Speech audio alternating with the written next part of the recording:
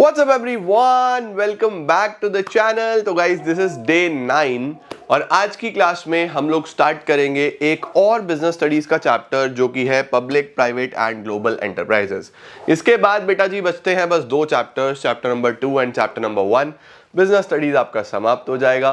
तो बहुत ही शानदार वन शॉट सीरीज रही एंड आई होप आपने अच्छे से रिवाइज करे होंगे सारे चैप्टर्स और बहुत हेल्प करी होगी इस सीरीज ने आपको।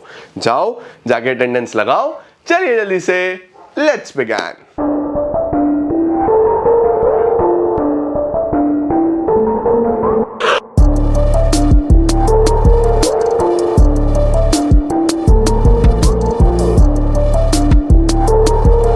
तो बेटा जी चैप्टर का जैसे नाम है public private and global enterprises, तो तीन प्रकार की ऑर्गेनाइजेशंस के बारे में बात करेंगे। पब्लिक ऑर्गेनाइजेशंस, प्राइवेट ऑर्गेनाइजेशंस और ग्लोबल एंटरप्राइजेस। पब्लिक का मतलब क्या होता है, प्राइवेट का मतलब क्या होता है, पहले वो देखते हैं।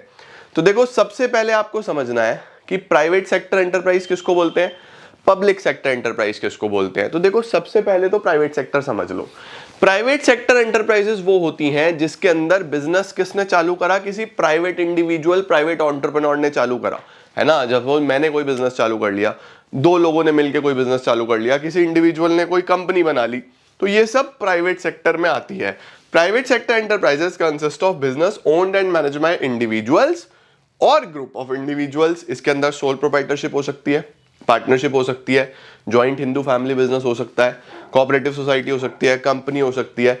सब अगर कोई प्राइवेट मालिक है ना, इसको आप चैप्टर नंबर 2 में भी पढ़ते हो सारे के सारे, वो प्राइवेट सेक्टर में आती है।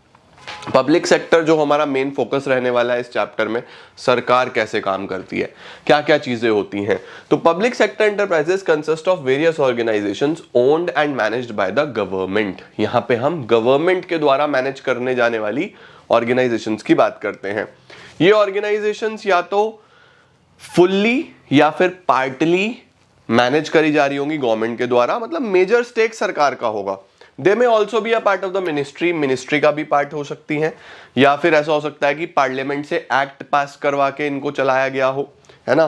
Government through these enterprises participates in economic activities. सरकार इन एंटरप्राइजेस की मदद से प्रोडक्शन में, सरकार इस एंटरप्राइजेस की मदद से प्रोवाइडिंग ऑफ सर्विसेज, ये सारे काम करती है।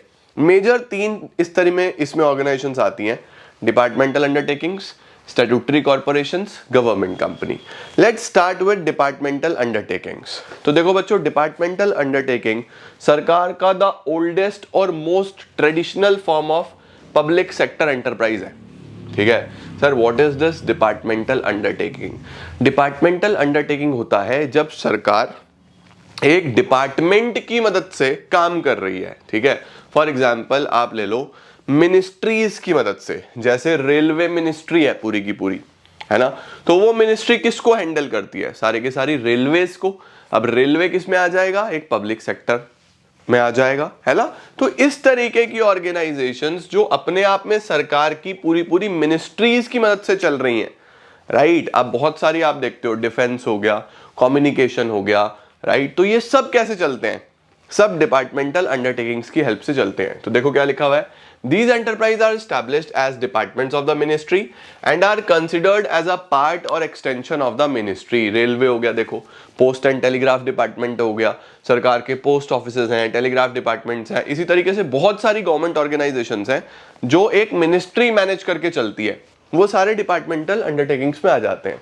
फीचर्स क्या है, पैसा कहाँ से आता है, डायरेक्टली गवर्नमेंट ट्रेजरी से आता है, और जो भी कमाएंगे सारा गवर्नमेंट ट्रेजरी में ही जाएगा।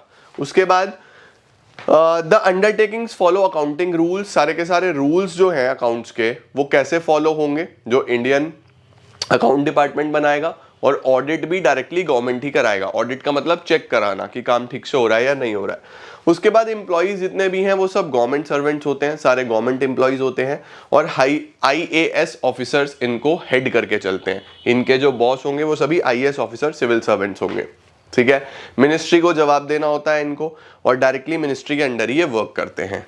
ठीक है जी, इसके मेरिट्स क्या होंगे, गवर्नमेंट के लिए एक सोर्स ऑफ इनकम है, पब्लिक अकाउंटेबिलिटी है, तो जवाबदेही है, जनता को जवाब देना पड़ता है, इसलिए काम थोड़ा ठीक से करना पड़ता है। नेशनल सिक्योरिटी की जब बात आती है, जब नेशन की सिक्योरिटी की बात आएगी, तो ये बेस्ट सूटेड होते हैं क्योंकि इसके अंदर गवर्नमेंट ही काम कर रही है। उसके बाद इफेक्टिव कंट्रोल हो जाता है। सही है। अब डीमेरिट्स इसके हम क्या बोल सकते हैं? Number 1, lack of flexibility. इसके अंदर बहुत जल्दी से चेंजेस नहीं आते हैं। अब आप देखते हो सरकारी चीजें इस तरीके की होती हैं कि एक बार बन गई तो बन गई, फिर बहुत जल्दी उसमें बहुत सारी चेंजेस नहीं आएंगे। डिले इन डिसीजन मेकिंग, पूरा लेवल होते हैं, चेन बना होता है कि ए बी से, बी सी से, सी डी से बात करेगा, तो बहुत स्लो प्रोसेस है, डिसीजन मेकिंग बहुत स्लो होता है। पॉलिटिकल इंटरफेरेंस इसमें बना रहता है, इन डिपार्टमेंट्स के अंदर पॉलिटिक्स, बहुत सारे नेता लोगों का इंटरफेरेंस, पॉलिटिकल इंटरफेरेंस इसमें बना रहता है। रेड टेपिज्म आप जानते हो कि फाइल पे फाइल इकट्ठी रहती होती है, एक्शंस होते नहीं है टाइमली।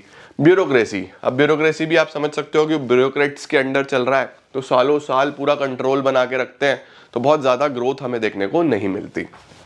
ये इसके डीमेरिट्स आ जाते हैं। नेक्स्ट आते हैं बच्चों हमारे पास स्टैट्यूटरी कॉर्पोरेशंस। स्टैट्यूटरी कॉर्पोरेशंस क्या होते हैं? जिनका सेपरेट एक स्टैट्यूट या ये बोल दो कि सेपरेट एक्ट बना के पार्लियामेंट से इनको स्टार्ट करवाया गया है।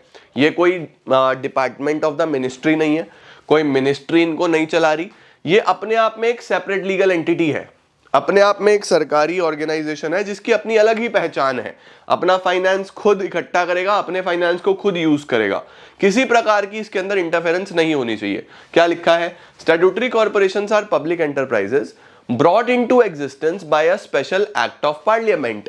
इट डिफाइंस, अब देखो जो एक्ट होगा, जिस एक्ट से इनका जन्म हुआ है, उस एक्ट में ही इनके powers, rules, regulations, rights, responsibility सब लिखा होगा।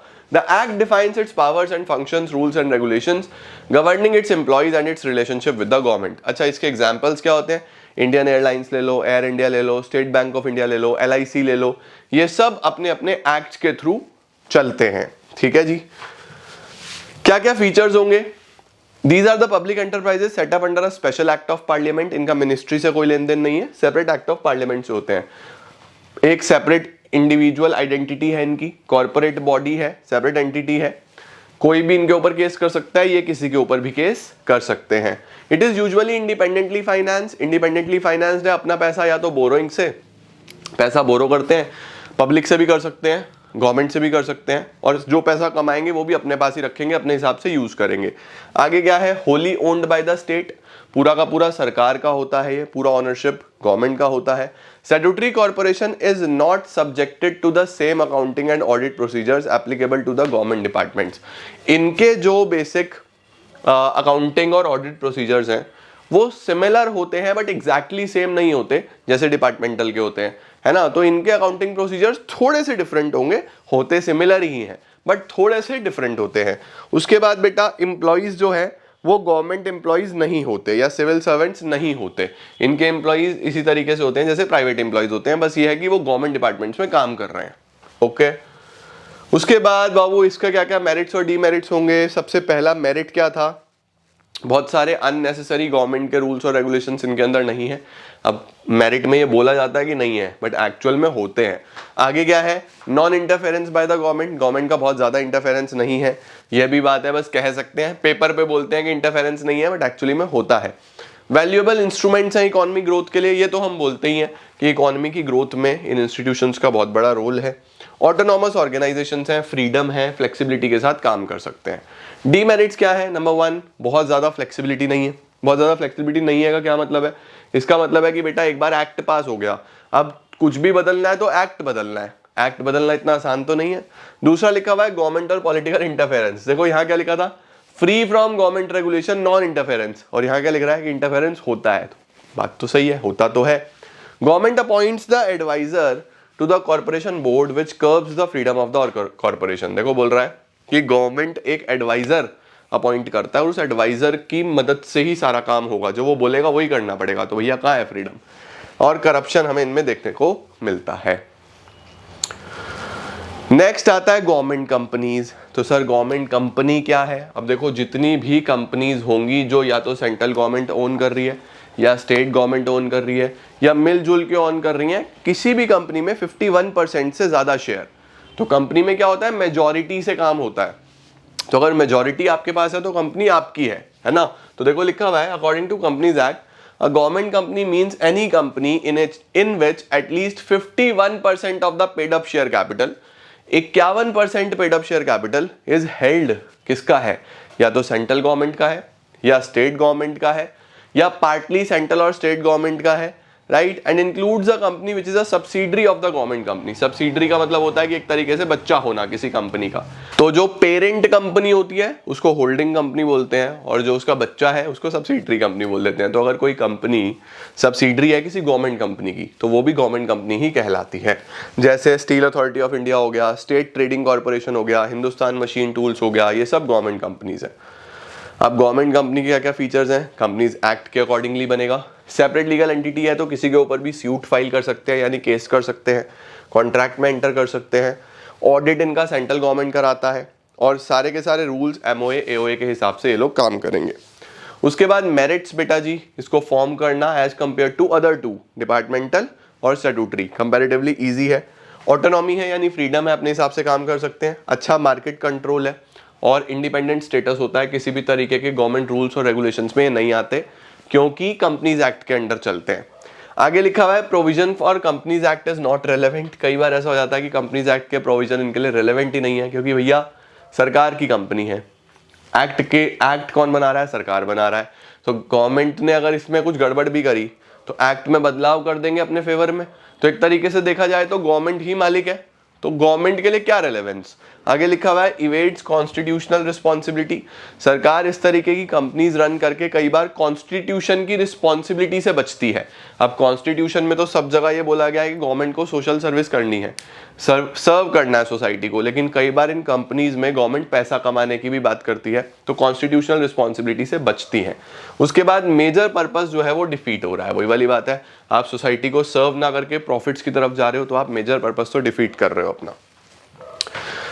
नेक्स्ट आता है बच्चों एमएनसीज। एमएनसीज किसको बोलते हैं? Multinational corporations. मल्टीनेशनल नाम में ही है, एक की जगह कई नेशंस में जो होंगे, जो मल्टी नेशंस में होंगे उनको क्या बोलते हैं? Multinational corporations. क्या लिखा है देखो, global enterprises are huge industrial organisations which extend their industrial and marketing operations through a network of branches in several countries. इनके branches होंगे अलग अलग countries में। These enterprises operated in several areas, बहुत सारे areas हो सकते हैं, बहुत सारे products हो सकते हैं। इनका मकसद ध्यान रखना बच्चों, प्रॉफिट बढ़ाना नहीं है, इनका मकसद है एक्सपेंशन करना, बिजनेस को फैलाना, ज्यादा से ज्यादा ब्रांचेस लेके आना, right. Their motive is to spread their branches all over, जैसे एप्पल, माइक्रोसॉफ्ट, अमेजॉन, ये सब। इधर अगर हम आ जाएं तो क्या क्या फीचर्स हैं? ह्यूज कैपिटल रिसोर्सेज, बहुत सारे कैपिटल रिसोर्स लगता है इसके अंदर। फॉरेन कोलैबोरेशन से चलते हैं ये बिजनेसेस। एडवांस टेक्नोलॉजी, बहुत सारी टेक्नोलॉजी इसके अंदर लगती है, बहुत सारा पैसा इसके अंदर लगता है, नई नई चीज़ें ये लोग यूज़ करते हैं। प्रोडक्ट इनोवेशन, हमेशा कुछ ना कुछ नया, कुछ ना कुछ इनोवेटिव ये लोग लेके आते हैं। मार्केटिंग स्ट्रैटेजीज, इनकी जो मार्केटिंग स्ट्रैटेजीज हैं वो बहुत एडवांस होती हैं, बहुत एग्रेसिव होती हैं और छोटे मोटे कंपनीज को तो ऐसे ही खत्म कर देते हैं ये लोग। एक्सपेंशन बहुत तेजी से करते हैं और कंट्रोल सारा सेंट्रलाइज्ड होता है। सेंट्रलाइज्ड का मतलब कि एक हेड ऑफिस होगा, वही सब कुछ मैनेज कर रहा होगा, ठीक है। ये इनके फीचर्स होते हैं। नेक्स्ट आता है बच्चों हमारे पास joint venture. Sir what is joint venture? नाम में ही है जॉइंट, यानी जब दो या दो से ज्यादा ऑर्गेनाइजेशंस आपस में मिलके बिजनेस करेंगे। हीरो और Honda, hero Honda, Maruti Suzuki, है ना। तो इस तरीके से जब दो कंपनीज मिलके बिजनेस करती हैं तो उसको हम जॉइंट वेंचर बोलते हैं। When two businesses, private, government, foreign company, कोई भी दो बिजनेसेस ज्वाइन करेंगे एक साथ और बिजनेस करेंगे, इसको हम जॉइंट वेंचर बोलते हैं, ठीक है। अच्छा जी, एग्जाम्पल्स अगर आप लिखना चाहो तो लिख सकते हो। आगे अगर हम आ जाएं, बेनिफिट्स क्या हैं? ज्यादा रिसोर्सेज, ज्यादा पैसा होगा इनके पास, ज्यादा कैपेसिटी होगी, टेक्नोलॉजी का अच्छा एक्सेस होगा, है ना। लो कॉस्ट ऑफ प्रोडक्शन आएगा क्योंकि बल्क में करेंगे, इकट्ठा करेंगे। ब्रांड नेम एस्टैब्लिश्ड मिलेगा इनको, राइट। और इनोवेशन का मौका है। यूजुअली क्या होता है कि एक कंपनी लोकल होती है, एक बाहर से आती है जो जॉइंट वेंचर करती है, तो एक बना बनाया ब्रांड नेम मिल जाता है दोनों को ही। ओके, दो तरीके के जॉइंट वेंचर होते हैं बाबू, एक होता है कॉन्ट्रैक्चुअल और एक होता है हमारे पास इक्विटी बेस्ड, ठीक है। अब ये इंपॉर्टेंट है, ये आपसे पूछ लेता है। तो कॉन्ट्रैक्चुअल जॉइंट वेंचर में क्या होता है? देखो, कॉन्ट्रैक्ट बनता है बस, इसका मतलब एक नए वेंचर की शुरुआत नहीं होती, नए वेंचर की शुरुआत नहीं होती। पेपर पे हम दोनों मिलके काम करेंगे लेकिन ऑर्गेनाइजेशंस अपनी अपनी ही चलाएंगे। रिसोर्सेज शेयर करेंगे, टेक्नोलॉजी शेयर करेंगे, नॉलेज शेयर करेंगे, प्रॉफिट शेयर करेंगे, लेकिन कंपनीज वैसे ही चलती रहेंगी। इनको क्या बोलते हैं? Contractual. In a contractual venture newly jointly owned entities not created, there is only agreement to work together. सिर्फ एक एग्रीमेंट होता है और इकट्ठा काम करते हैं। The parties do not share ownership but exercise some element of control. ठीक है, परफेक्ट है। जैसे फ्रेंचाइजी में होता है ना, हमने अपनी फ्रेंचाइजीज दे दी, तो जब हम फ्रेंचाइजीज बांटते हैं तो हम उस केस में क्या करते हैं? फ्रेंचाइजी बांट रहे हैं, प्रॉफिट्स बना रहे हैं, तो जब प्रॉफिट्स इस तरीके से बन रहे हैं तो फिर मिलजुल के बिजनेस ही तो हो रहा है, तो ये कॉन्ट्रैक्चुअल जॉइंट वेंचर है। दूसरा होता है इक्विटी बेस्ड। इक्विटी बेस्ड में क्या होता है? It is the one in which a separate business entity jointly owned by both the parties is formed. एक नई एंटिटी बनाते हैं, एक नया कंपनी बनाते हैं और मिलजुल के काम करते हैं। ठीक है, the key operative factors is in this case of joint ownership by two, दोनों का ओनरशिप होगा। ठीक है, और जो है the form of business entity may very, company हो सकता है, पार्टनरशिप फर्म हो सकता है, ट्रस्ट हो सकता है, एलएलपी हो सकता है, किसी भी फॉर्म ऑफ ओनरशिप आप देख सकते हो इक्विटी बेस्ड जॉइंट वेंचर में। ओके, इसके बाद बेटा हमारे पास आता है last topic, public private partnership. PPP में क्या होता है? दो लोग मिलकर बिजनेस करेंगे, एक पब्लिक सेक्टर से होगा, एक प्राइवेट सेक्टर से होगा। PPP is defined as a relationship between public and private entities in the context of infrastructure and other services. For example, देखो एग्जाम्पल है कुंडली मानेसर एक्सप्रेसवे लिमिटेड। इसके क्या क्या फीचर्स होंगे? अब बहुत सिंपल है यार, क्या फीचर्स हैं? दो लोग मिलके आ रहे हैं, प्राइवेट सेक्टर, पब्लिक सेक्टर। देखो, contract with the private party to design and build public facility, facilities financed and owned by the public sector. Key driver is the transfer of design and construction risk. चलो sir, ये बच्चों हमारे पास इस छोटे से chapter में आता है। आपको कोई भी टॉपिक अगर ऐसा लगे कि मुझे और डिटेल में पढ़ना है तो मैंने जो डिटेल्ड वीडियो बनाई हुई है आप उसको रेफर कर सकते हो। रिवीजन के लिए ये बेस्ट सीरीज है, बेस्ट वीडियोस हैं, क्योंकि फुल डिटेल्ड वीडियोस मैंने बनाई हुई हैं हर चैप्टर की, आप देख सकते हो और रिवीजन आप इन वीडियोस से कर सकते हो। Thank you so much guys for joining in. I am gonna see you all super soon. Till then see ya, take care, bye bye.